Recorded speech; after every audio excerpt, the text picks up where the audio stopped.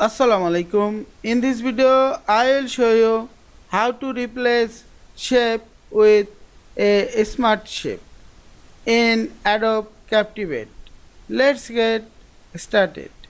Firstly, draw the shape.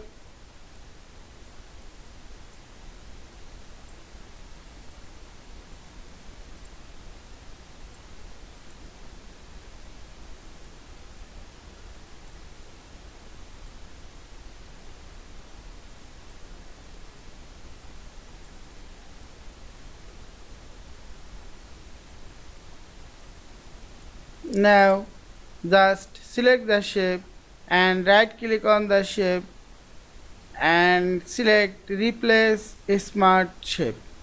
Now, select your own shape.